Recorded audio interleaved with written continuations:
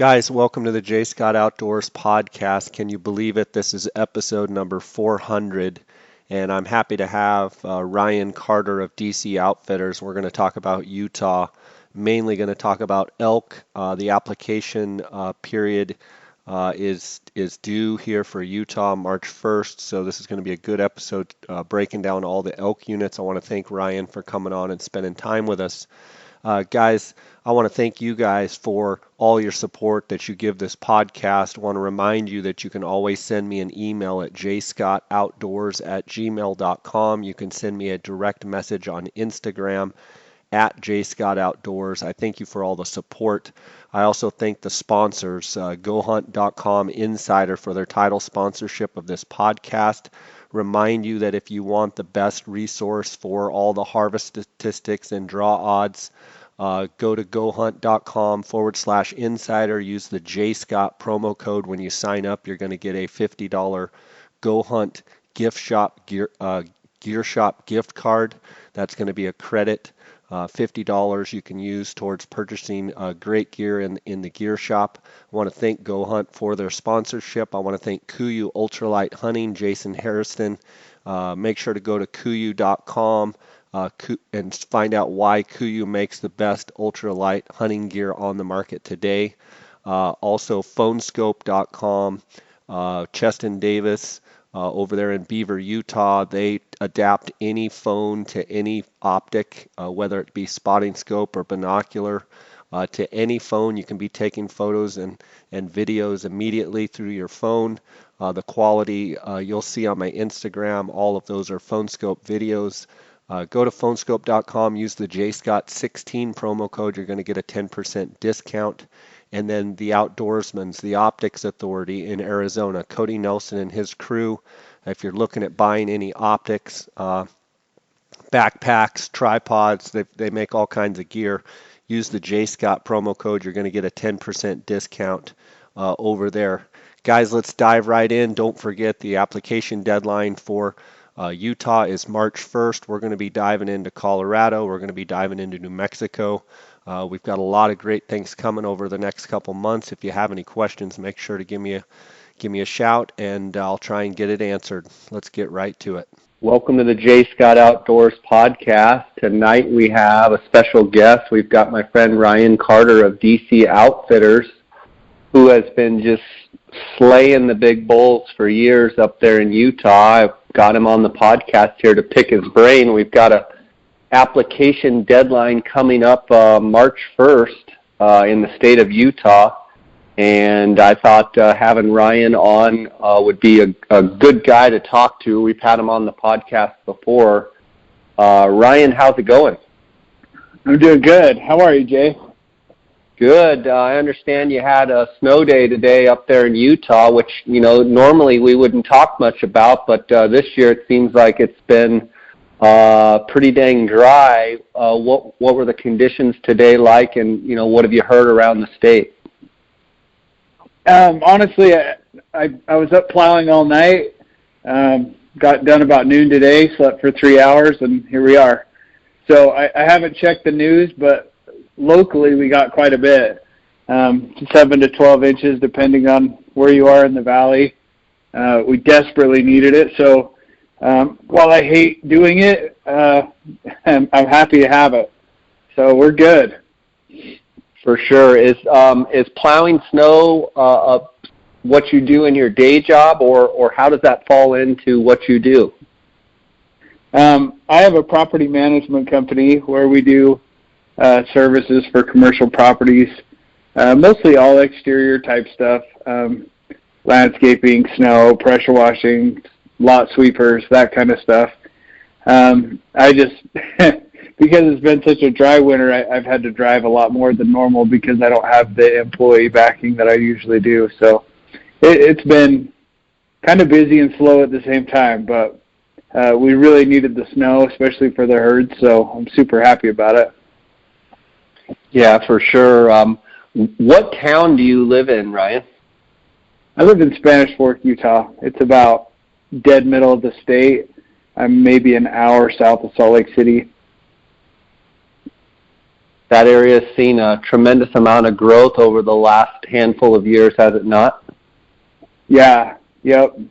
It's pretty crazy, the growth around here, especially right where I live. This was all, really rural where I'm at. It was all peach fields. Anymore, there's some, 2,100 homes just in the last 3 or 4 years. It's pretty crazy. That is incredible.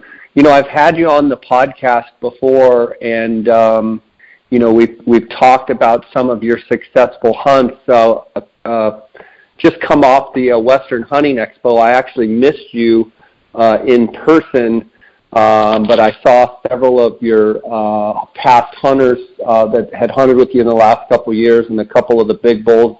The big bull from last year, I heard it was at the show, and it made quite a scene, and it's always great to go to that expo. And for me, getting to shake hands and meet podcast listeners, but from a conservation aspect, and raising all that money that expo does, it's just phenomenal. The state of Utah has been doing that for some time now, and from a longtime resident there, Ryan, what have you seen as far as improvement projects and quality of the wildlife, and how has it benefited from some of the fruits of labor from all of the volunteers and all of the organizations that are able to put all that together? Wow. Well, first of all, sorry I missed you. I really did want to meet you, shake your hand a little bit. And having the bulls there, that was fun. And the one archery bull that we killed last year, he held a pretty good presence. He's just crazy wide and cool looking bull. Those tags bring in an impressive amount of money. Just my area that I was bidding on this year, we quit bidding on the tags at $50,000. It seemed like that was the premium and the rifle. The archery, I think, sold for around $23,000. I didn't bid this year, which is about par. But there's a lot of tags that go for $70,000 strong, even a couple that break $100,000 every year. It seems like they do a pretty good job of bringing in a lot of revenue. I don't know. I know it's been controversial the last few years as far as where all that money goes and how it's all distributed. The state kind of puts out there where it all goes. I think Utah does a really good job at managing our herds, despite what everyone seems to be complaining about. If you look at the age class of the bulls killed, the harvest objectives, the percentage of success rates on hunt, they hit the numbers that they're aiming to hit. I see a lot of chained areas. There's a lot of prescribed burns that do wonders for a lot of the units. And even where I guide, I run a bunch of my cameras out in the desert, a long ways out, and it's amazing to me when I trip on guzzlers out there that the state's put in. They might have made an announcement that we put in 12 guzzlers, or they used the Boy Scouts to put some in, but they never say where they're at. Or I think they do a pretty good job of trying to keep our herds healthy. So despite all the controversy with it, there is a lot of money put into Utah that I don't see a lot of other states keeping up with. And I think our herds look really good. So no complaints on my end. I like the fact that we do have tags that they auction off. Some people get mad. They say it's changing the heritage of the sport and turning it to a rich man's game. And I don't necessarily think that's the case. You still have your chances of drawing tags. And there's a lot of tags that, and there's tags I could buy for $8,000. I could sell a 4-wheeler and pick up a elk tag or drop one of my whitetail leases and pay for that hunt. And I could go hunt elk next year, and without having to wait 10 years. I think it's a great opportunity and a great way for the state to make revenue. So no complaints on my end. I like what the state's doing, and they're doing a decent job. Yeah, and I mean, anytime you get a situation like that, you're going to have differing opinions and what have you. Being an Arizona resident, it's kind of my opinion as an outsider that, yes, there is some opposition to it, and yes, some of the opposition is quite loud, and they do, definitely make some noise. But it seems like most that I talk to are super in favor of what's going on and the direction that Utah's, managing their wildlife and what have you. And, so it's always one of those things, being an Arizona resident and, not really having my pulse on what's going on out there, that yes, there is opposition, but I talk to a lot of people at the expo, just getting opinions and what have you, and obviously maybe the people that are totally against it won't even be at the expo, but just seems like, you guys are really moving in a great direction, and seems like a lot of that money, does get back onto the ground and goes back into wildlife and back into habitat. So my hat's off to you, your state for taking such an active role. I really want to talk to you specifically. You've had some phenomenal success as an outfitter there in Utah, specifically talking about elk. And, you've got a handful of units that you really, really like. But one thing I wanted to point out and kind of ask you some questions about is, that success that you have has not come easy in the fact that I know you spend a lot of time running trail cameras and you've done it consistently. Talk a little bit about some of the success that you've had over, I'm going to just say like over the last 5 years specifically, 4 or 5 years, it seems like every year your clients are killing a 400-inch bull or a giant at least, 390-plus type bulls. That didn't just happen. A lot of people don't see the hundreds of hours and thousands of hours and all the money that you spend on trail cameras and the time that you spend. Talk a little bit about how that has really played into your success of being consistently producing giant bulls. Well, so there's a lot in that question. My elk hunting's evolved quite a bit, just based on the topography of where I hunt. I grew up hunting here centrally in Utah. I have family property on the Wasatch, the Manti. I grew up guiding on the Nebo. All of those units have great genetics. They don't manage them for big bulls anymore. That's why I moved south. A lot of glassing, a lot of oak brush. So I grew up glassing. I grew up bugling bulls, chasing on foot just like I do down south. But down south where I guide, there's no glassing areas. There's no most of the bulls hang out in areas where it's just tight timber for miles and miles and miles. And even if you get out of the timber and you drop into the lower country, it's still high elevation desert with pinyons and junipers. I don't even carry glasses much, so my game had to evolve a little bit. That's where trail cameras came in. I do run a pretty big fleet of cameras.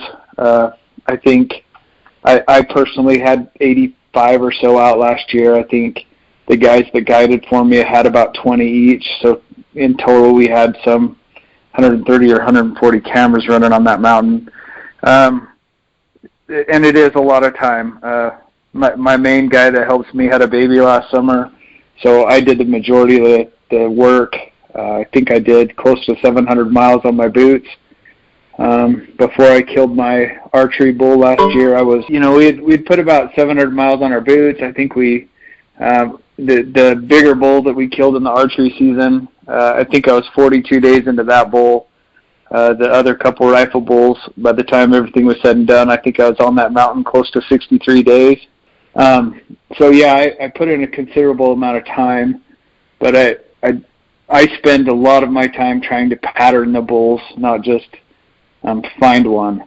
So, I kind of run a lot of cameras, and then as I start to create a hit list of bulls, I move my camera as I start setting up a shotgun area and try to figure out their pattern or their rotation. So rather than sitting on ridges and glassing and watching bulls like how I grew up doing, I've had to do it in tighter quarters where using a spotting scope isn't really what I do. So it's just evolved a little bit, and I think it's improved my game slightly. I mean, my results have been good, so I can't complain on how it's gone. For sure. I want to talk to you specifically about the units that you guide in. Obviously, the applications for the big game animals in Utah are due March 1st, and I want to talk to you specifically about elk. I want to talk about the archery season, the early rifle, the muzzleloader, and the late hunts. And first and foremost, what would you say, what units do you guide in the most, your guide service, whether it be you, your guides, like where is your area of focus, and how do you work that? Is it one unit? Is it 2 units? Is it 6 units? Like what are you working? So the last 3 years specifically, I've been stuck on the boulder unit. And I say stuck like I don't like it, but I don't necessarily like it. It's producing great bulls because it's such a hard unit to hunt, but it is a hard hunt. There are some funner hunts that are more elk savvy, where you're getting into the traditional elk hunt, the bugling bulls, the glassing. This unit's hard. That's why we're killing big bulls, and that's kind of why I've been stuck on it. Like I said, I grew up hunting other units, but the last 3 or 4 years specifically, the boulder. Before that, I was running the boulder and Dutton at the same time, and then before that, I was doing the Nebo Manti at the same time. But that's been almost, I think my last time I was up there was 2008, so it's been 10 years now. And you say the boulder, the last 3 years specifically on the boulder, you've been stuck on the boulder, but you've produced 3 years in a row. I mean, the biggest consistency, the biggest bulls that have been shot year in and year out. Are you saying that you don't necessarily, you love the boulder in its own right, but there's other units that you would have more fun doing what you do? Exactly. Is that what you're saying? And then my question would be, even though it's more fun, isn't it more fun to kill 400, 390, 400-inch bulls? Or would you trade that in every once in a while for a 375, 380 bull, but you get to glass them, you get to call, you get to do all that kind of stuff? I wouldn't trade it. I think I complain about it because it's such a hard hunt, but I love it at the same time. I enjoy trophy hunting for what it is. However you want to take that term, whether you think it's good or bad, I like targeting the older age class. I do the same thing when I go to Iowa or Ohio or Arizona. I try to take the oldest animal possible. There's health reasons for that help the herd and population. All the same, I do fill my freezer every fall in November with whitetail, which I love. So being able to guide in September, I'm not hunting for meat. I'm able to take clients and go for the oldest bulls possible. So I wouldn't trade it. I do love being able to create a hit list of bulls. And I do this on all units. Once we start finding the bulls we want to hunt, the very first step in any hunt is figuring out what the age class is on that unit. Like once you pull a tag and you start doing all your scouting and all your research, the first thing you want to do is find out what your age class is and kind of figure out what your goals should be on that unit. That boulder unit that I'm on, because it's such a hard hunt, because there's not a lot of glassing, the age class is up quite a bit. And that's why I do it. That's why I stayed on that unit, because, well, there's a couple things that contribute to that. One, I think that the boulder has a late rifle hunt that is not very effective, whereas a lot of units like the San Juan, the Dutton, it's some of our premier units that have some of our better genetics, have a really effective late hunt. The bulls are isolated on south slopes. There's no leaves on the trees. Guys consistently take out our 360 and 370 class bulls that are up-and-comers for the next year. And so without that hunt being very effective, I am getting a better age class. The boulder this year, for whatever reason, did have a really good late hunt. They did take out some of my favorite bulls on that late season rifle hunt, which isn't very typical. Typically, the age class is down on that hunt, and the harvest is actually low statistically. And so I usually have a lot more bulls rolling into a year, whereas this year I've had a lot of them taken out, which I'm not sad about. I'm going to have to grind a little bit more this year. Was it an anomaly of a year that all of a sudden, the boulder late hunt, they actually killed some good bulls, or is it kind of one of those year in and year out, if the right hunters, the right locals, maybe even some of the competing guide services, if they happen to have clients, it just so happens, or was it just one of those things that they killed some good bulls? I think a little bit of both. I think it was just one of those years, kind of the bulls pulled into their winter grounds a little early. We had some October snowstorms and they dropped pretty fast. I think that contributed. I think there was a couple of really good outfitters on the mountain. That I am getting quite a bit more competition as far as outfitter goes down there. So there was a couple of those. But I just think it was just one of those years. You know what? Our rut was the same way last year. I have never experienced the rut in September like I did in 2017. I mean, literally calling in 30 to 40 bulls a day. I mean, it was nonstop. And typically I have, on that early rifle season, I have 2 or 3 days at least that it's bad weather, that's bad wind or a bad moon or bad rain. The rut's hit and miss. This year was a consistent 9 days of craziness. And I think almost everybody would kind of agree to that. But I just think things kind of come together every now and then, and the late season last year did kind of the same thing. There was kind of a combination of a bunch of things, and a lot of good bulls died. But typically that's not the case, no. Okay, let me ask you kind of a series of shotgun questions here.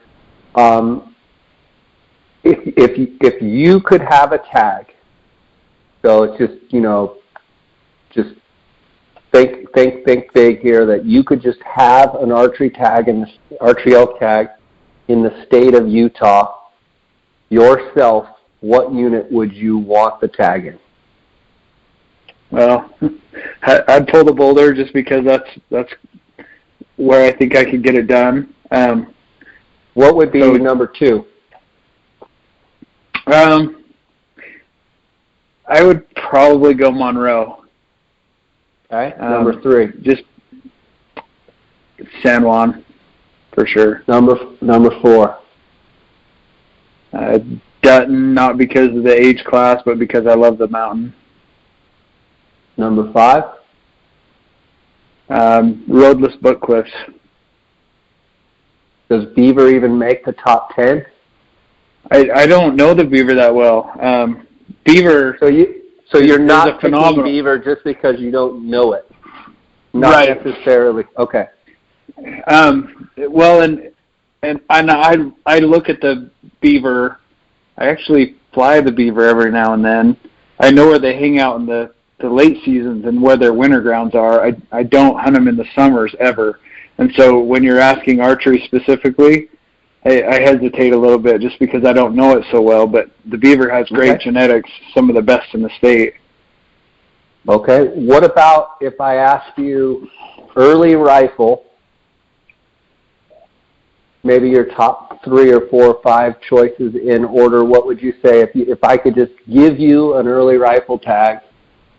What would you choose? Again, I'd probably start off. They'd probably run in the same route. Okay. Yeah, just because of more age class than anything else. I don't know. There's a couple iffy units on there, but I'd probably run the same route because the archery rolls right into the early rifle here in Utah. I mean, if you're into chasing rutting bulls, typically where the bulls end on the the archery hunt, early September, they roll right into the same areas on that September hunt. So I'd be fairly consistent in knowing where the bulls are on those units. So I'd be comfortable there. Is it pretty common that the following day after the archery hunt ends, you roll right into the early rifle hunt? Would you say that the bulls are pretty much cranking by then, year in and year out? And I mean, is the best bugling for sure right during the early rifle, or would you say it's actually towards the beginning of the muzzleloader hunt? I think it depends on the year and the moon patterns. There are years when Utah's a little bit early and the moon's a little late, and the muzzleloader's a lot better. And then there's years like last year when it was way better early September, and as we rolled into the muzzleloader, it wasn't as good. But the first 5 or 6 days of Muzzy, they were blowing pretty hard too, so I don't think anyone had any complaints. That's a hard call, but they are almost everywhere, every unit of the state, by that early rifle, they're piping off pretty good. Are you surprised the amount of money that the tags brought at the expo? It seems like the economy's going good again, and it seems like the tags, like you were saying earlier, it seems like they just brought, pretty crazy money. Does that surprise you? Or do you think just, good economy and good elk hunt and good results, and the fact that there's, not tons of great elk hunts out there, it's a supply and demand, it's obvious that the price is going to go up? It's probably a little of both. I mean, the economy's doing really well. I think that there's a lot of hype built, especially Utah. I don't know what it is about Utah, but I think there's a lot of hype around it. And in its own way, it's well deserved. But I think I wasn't surprised at all at their price increases. In fact, where I had told my people I was bidding for, my clients, where the tags would land, they hit there. Just because I knew the demand was up, I knew the economy was up, and I figured they'd be going another 5,000 to 10,000 more than they typically go. And that seemed like all around the board. Seemed like all the units, at least at the Salt Lake Expo, went up quite a bit. Whereas some of these local chapter shows where they're auctioning tags, they're sitting about par where they always do. And so, and that's something people should take into consideration is that, a lot of guys think there's this big expo in Salt Lake and that's where they auction all the tags and then it's done, when it's really not. I'll pick up some of the same tags that I missed bidding on for 50 grand. I'll bid it in southern Utah. I'll pick it up for 25 or 30. There are other opportunities, and I don't think a lot of people know that or capitalize on it. But they'll all stay about the same, and I think it's just a combination of everything. Good economy, just a lot of hype on the units. I shoot myself in the foot every year because I put a lot of hype on that unit, and it just, we've probably pulled, I would guess at least 50% of the max point holders that were all holding out for San Juan onto the Boulder unit. For good reason. The San Juan hasn't been doing very good. The Boulder's been cranking them. But I think there's kind of been a tide shift a little bit in some of our premier units. So, to answer it, I think it's a combination, but I wasn't surprised at all.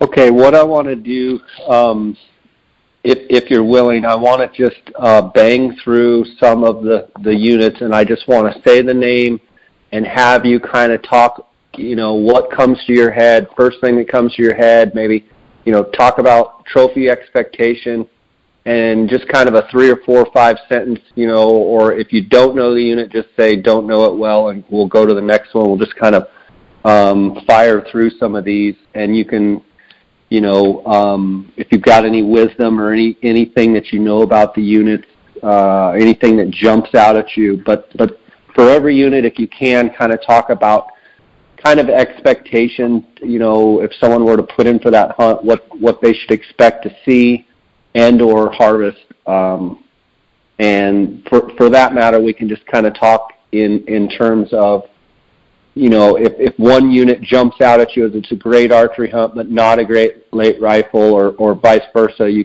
say, that's a good late rifle or whatever, okay? You got it. I'll do my best.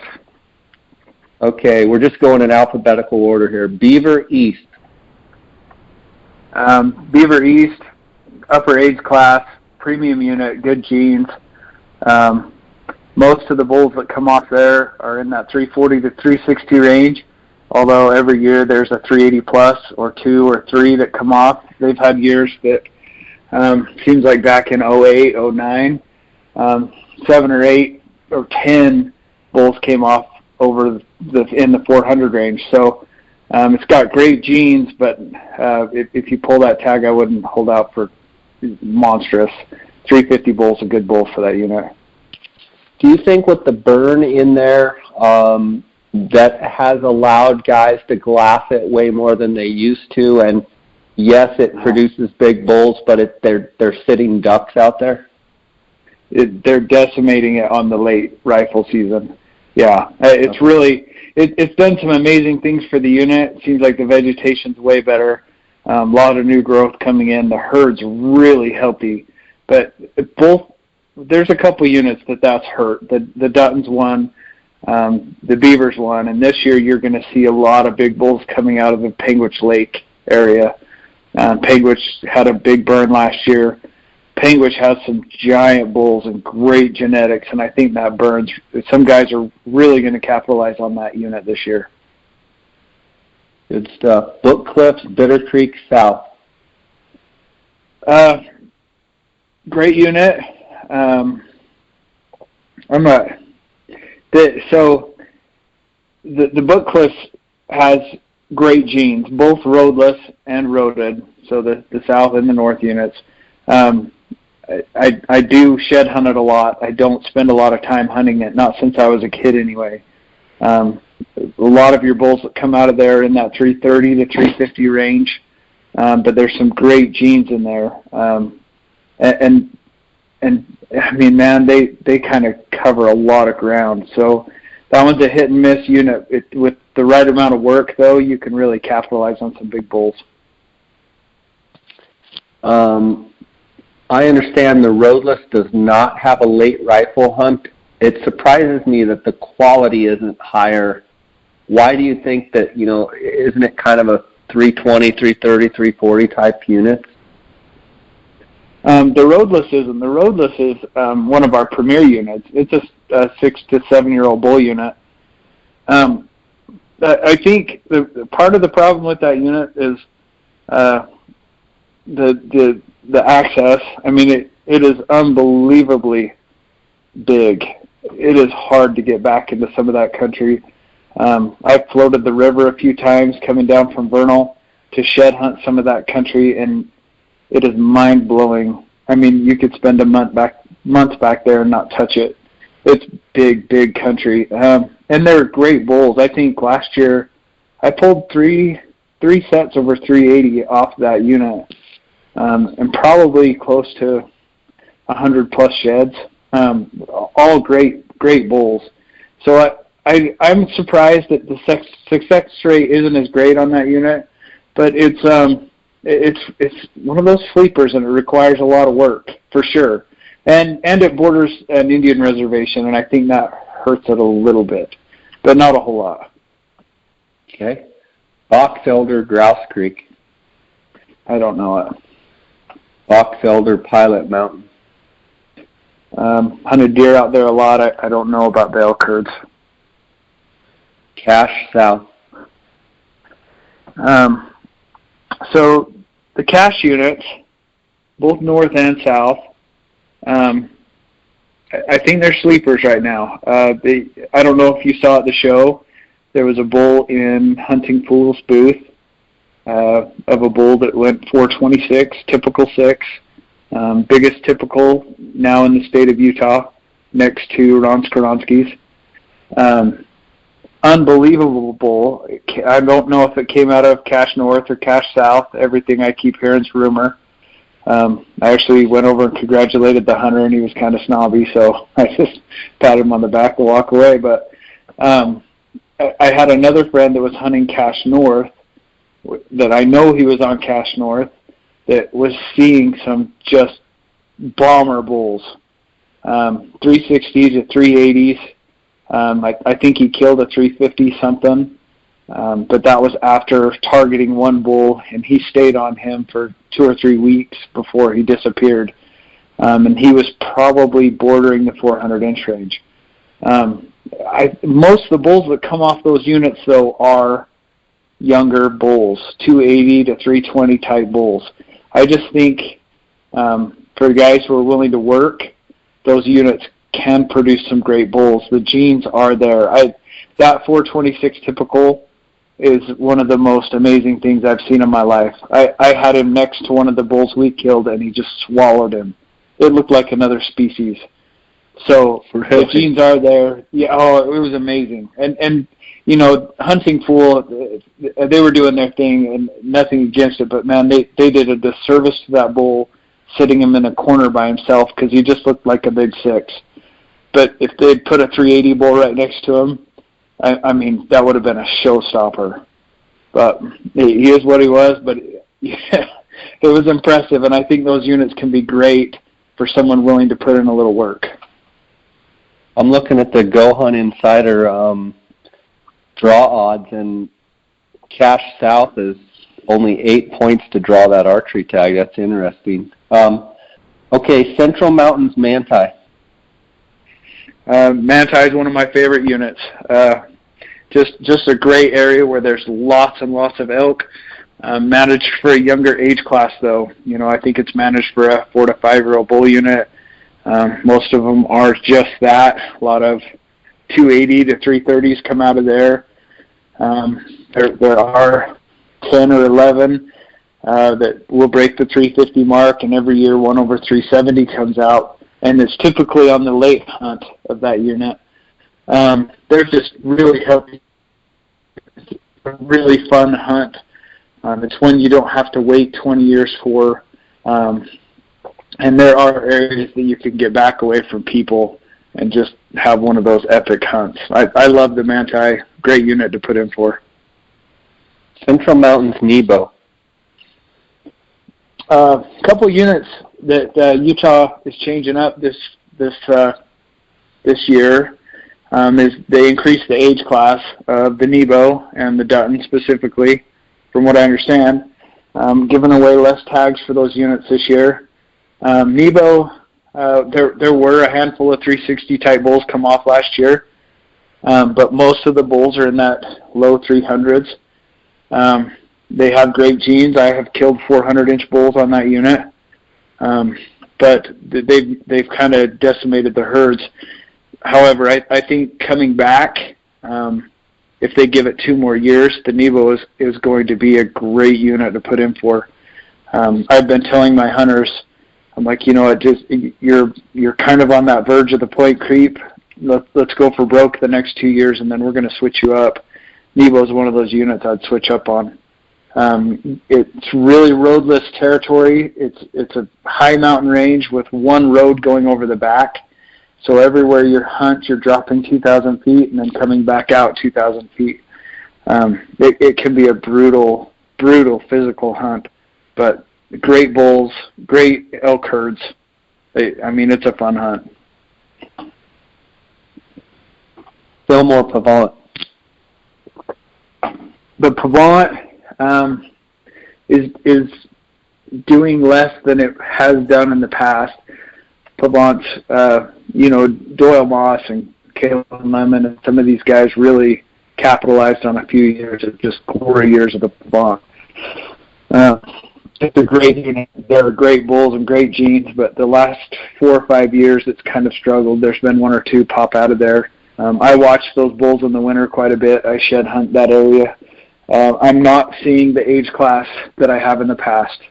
I'm seeing a lot of 340 type bulls that might turn to 360s, even more than that. Lots of just small 6 points. So I think if you love the Pavant, I would hold off a year or 2 and see where it goes. But it is a great elk hunt. It's another one of those steep mountain ranges that you'll be doing 2,000 feet in a day. It can be hard, but it's a fun unit. LaSalle.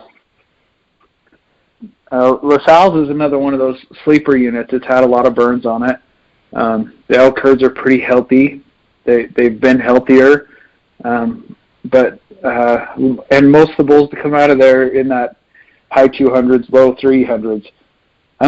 But I had some friends hunting deer on that unit that showed me video of a few bulls that were in the 350, 360, 370 range. They were pretty impressive. So I think with a little bit of work, that unit can be done, and the nice thing is that unit can be pulled. It seems like you might be able to pull it up on Go Hunt faster than I can through my notes, but it seems like you can pull that unit in under 5-7 years. And so that's the nice thing about that unit. You won't be waiting forever as a non-resident to pull that tag, and it's beautiful. It's one of the most beautiful ranges in the state, but the age class isn't there. The Monroe. Monroe looks really good. I think people underestimate that unit. They did pull, let's see, Nate Robb pulled a 400-inch bull off their archery last year. Seems like a lot of the bigger bulls that come off the Monroe are killed either during the archery or the late rifle in November. It does have some really good south slopes.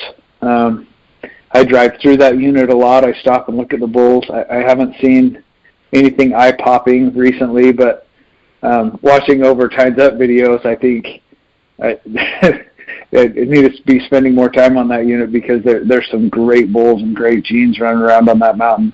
I would, if I was looking at that unit, I would consider the archery or the late rifle more than I would the rut hunts, because it seems like people are more effective in years past on those 2 seasons rather than during the rut. Mount Dutton. Dutton, I touched on just briefly. Again, I think they're up in the age class on that unit, which is really exciting for me. It's one of my favorite units. Sits right over the top of Bryce Canyon. Lots of desert.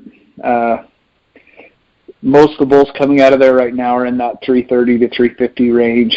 There was 1 or 2 that hit 380 last year. I think it's coming back.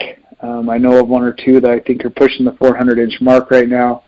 I think in 2 years that's going to be another one of Utah's premier units again. 9 Mile Anthro. 9 miles, a lot of private property in and out.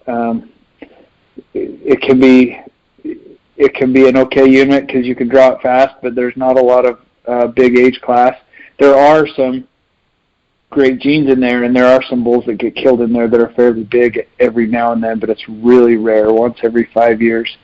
If you're just looking for a fun, easy draw, that's a great unit.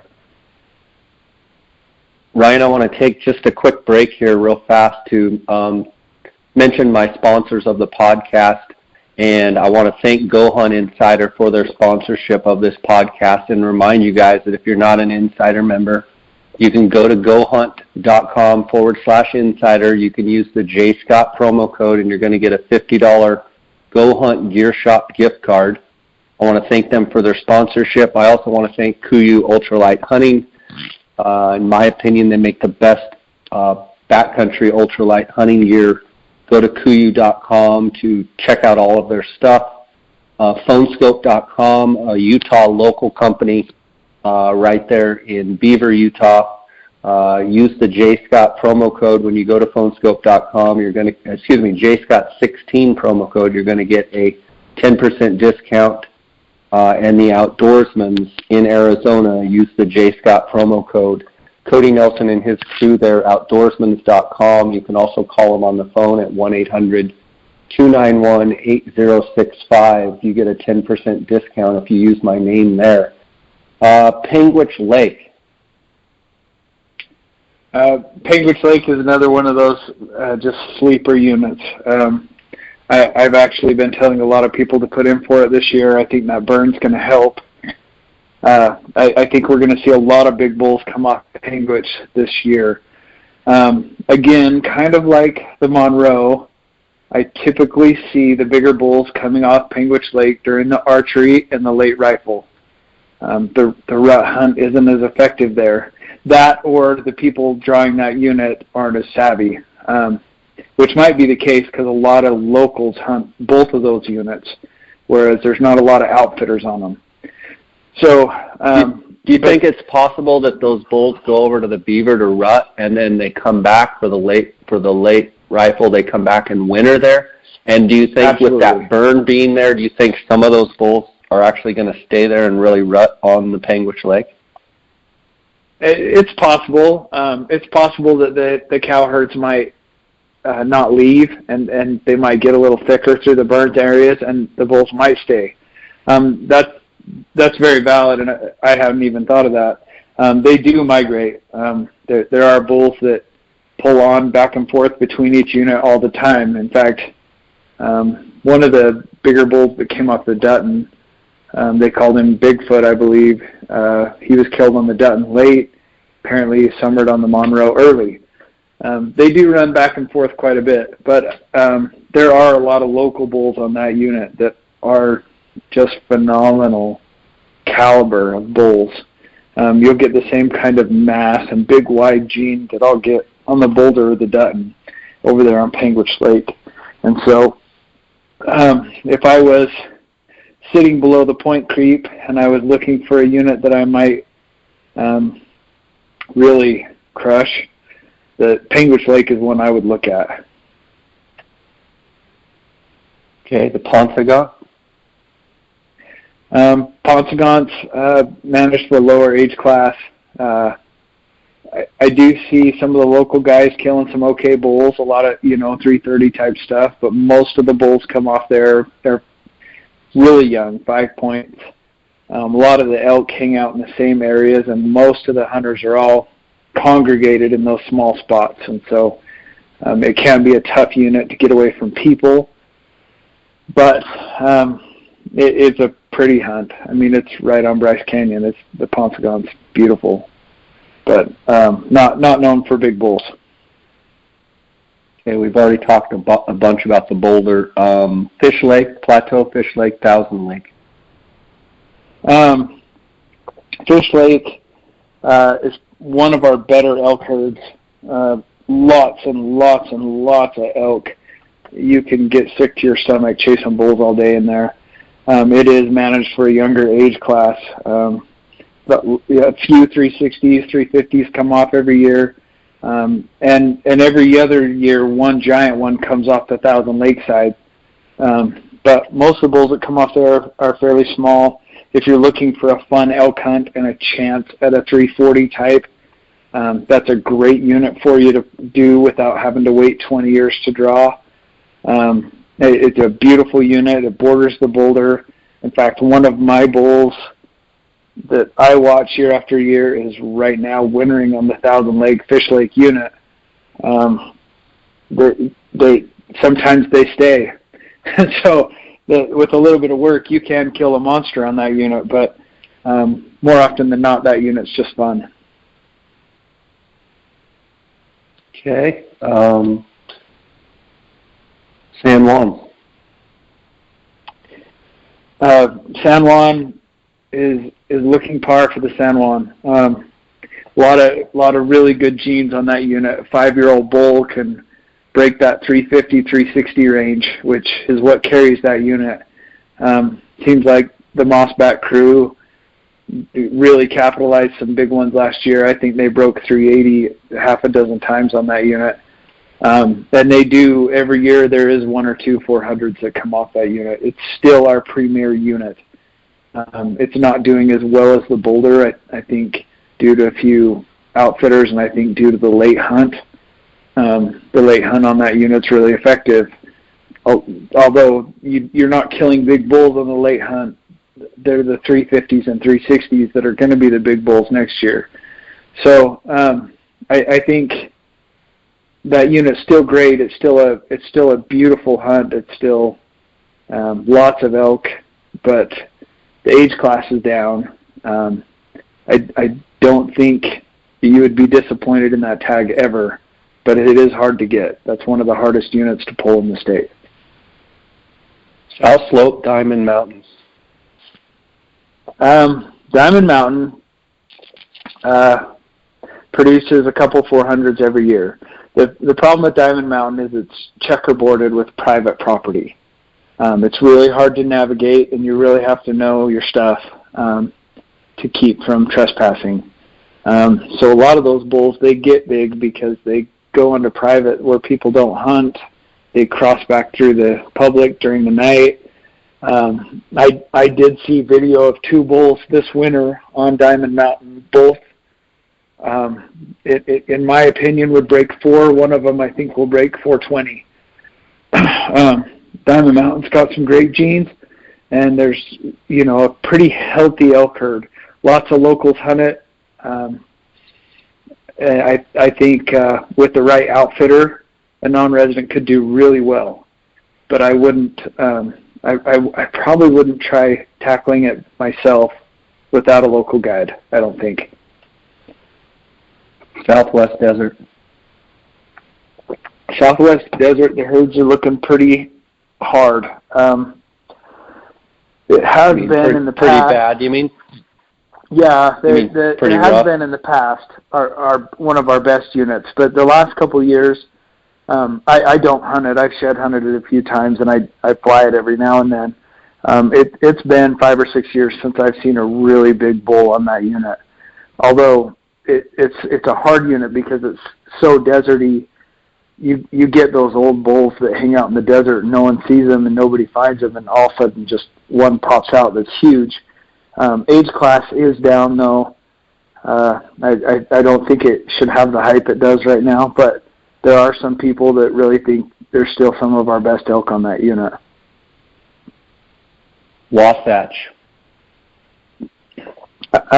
Wasatch gets a lot of hype from social media. There was one 400-inch bull killed up there this year. He bordered some private land. I think that's part of the reason he was so big. Most of the bulls that come off that unit are really young, 5 points, small 6s. You get an outfitter on that unit, I think you can break 340, 360. But that's about as big as they get for the most part. I have heard about one bull that's bordering 4 that's on it now, that's on public land. I don't know if it's rumor. I did see the video, but for the most part, it's a unit for a younger age class that has a lot of tags. There will be a lot of people because I think there's 270 tags on that unit, and while it's a big unit, all 270 of those tags have 10 guys with them, and it seems like you're on a general season hunt when that thing opens up. So it can be fun. It's a great unit for guys that live close and can go up and watch bulls every day. I wouldn't invest a lot of points on that unit though. West Desert, Deep Creek?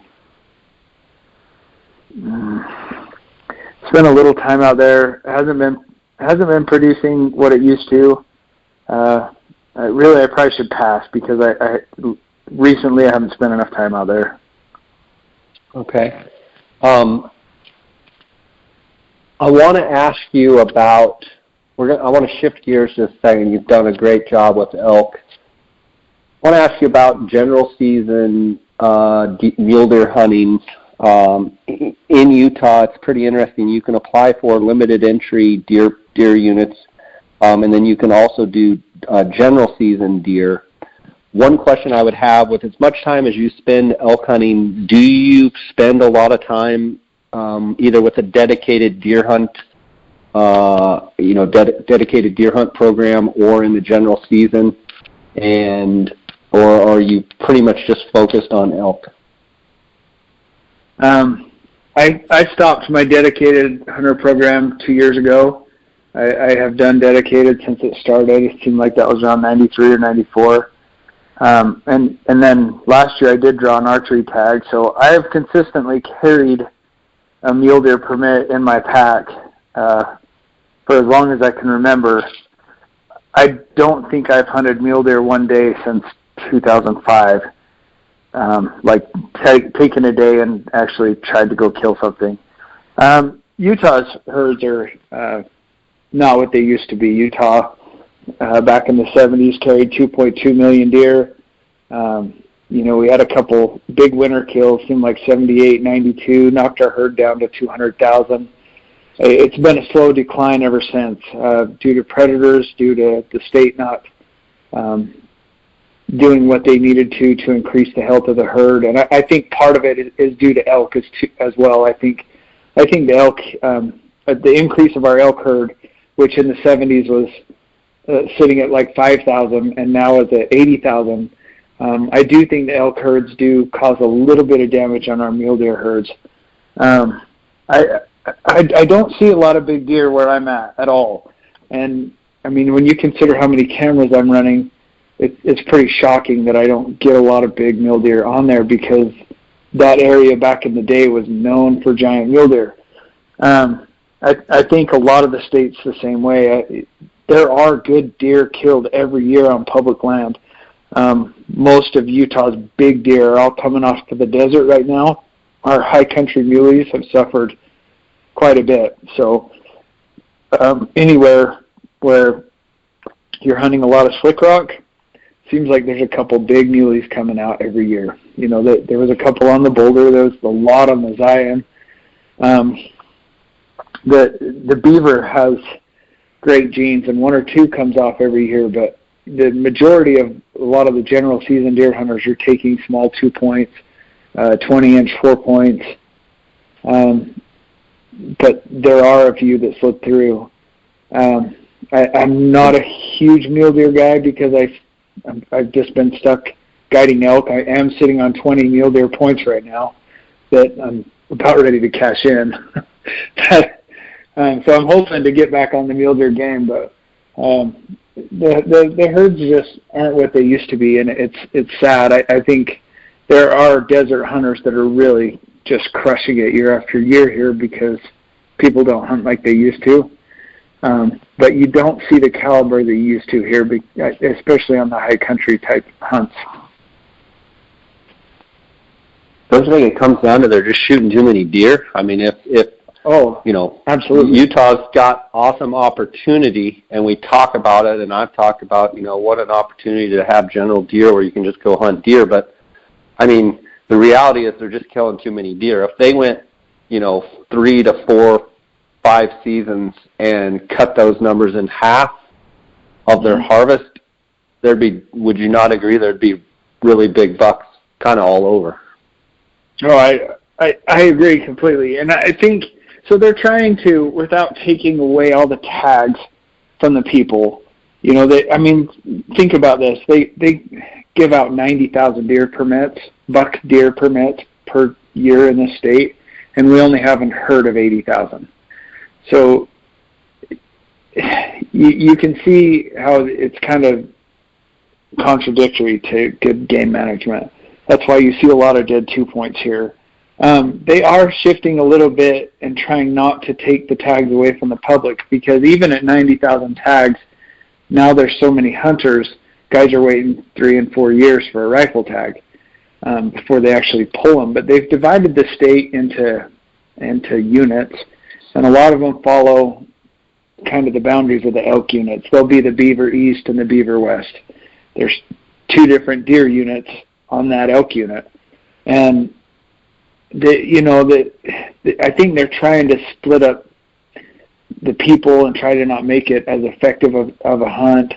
And this year they've proposed some other plans, and I haven't dove into them too deep because I'm not a mule deer hunter, but it seems like we have 2 seasons now. There's an early rifle and a late rifle, and I think they're trying to integrate a little bit of what Colorado's doing for their resident seasons. But all in all, the state would really benefit of cutting back tags for a few years and try to let our age class get up a little bit. Can you imagine the uprising if they cut back on the general season? Oh my goodness. I think there'd be a population that would be grateful, but I think the mass majority, the good old boys, a lot of the rifle hunters would be really upset about it. But hunting is conservation. I don't think it's something that should be ignored. I think it should be talked about. And for sure, Utah has the habitat to house maybe not the 2 million deer we had back in the day, but I really believe we have the habitat to house the 200,000. We should really be pushing that objective onto the public and trying to let people see. I'm not old. I'm in my 40s, but I remember our herds where we would head out going south, and you would see 200 and 300 deer in one herd. I remember hunting the beaver, and just early in the morning, the sagebrush was moving because the deer were like ants. There were so many. I know we have the habitat for it. It's just getting the general population to get on board with maybe cutting back and seeing, if we are truly hunting for meat and we're hunting for conservation, maybe we need to step up for conservation for a couple of years. I don't know how to push that, but I think it does need to be talked about a little bit. For sure. I think it's something that needs to be talked about for sure. Well, we've covered a ton of ground tonight. I want to commend you on your success, and also just being so free with your info and your knowledge and sharing that with us. And you've just had an unbelievable success, and it's easy to see how your track record has been so good. You're very, very upfront and obviously hardworking, and I enjoy following your stuff on Instagram, and it's always great having you on the podcast. So I just appreciate all of the insight and want to give you a chance to let the listeners know how they can follow you, how they can find you, how they can reach out to you. I don't run a website. I book out every year without doing a whole lot of advertising. I do run a pretty good social media page, and it's pretty much the same. Instagram, Twitter's Ryan DC Outfitters, Ryan_DC Outfitters. There is a DC Outfitters Facebook page. Personal name's Ryan Carter. I think I maxed out a long time ago on friends, so I think you can follow. I'm not a big Facebook guy, although Facebook does generate a good business page, so I keep it updated. Jed, and it means a lot to hear that from you. I appreciate your support, and I love sitting down and talking with you every year. It's always good to hear from you. Right on, buddy. Well, God bless, and I'll see you down the road. Sorry I missed you at the expo, but I'll see you down the road, and keep up the great work, okay? Awesome. Thank you, Jay. All right, buddy. Take care. Thanks. Bye. Have a good night, and bye. Bye.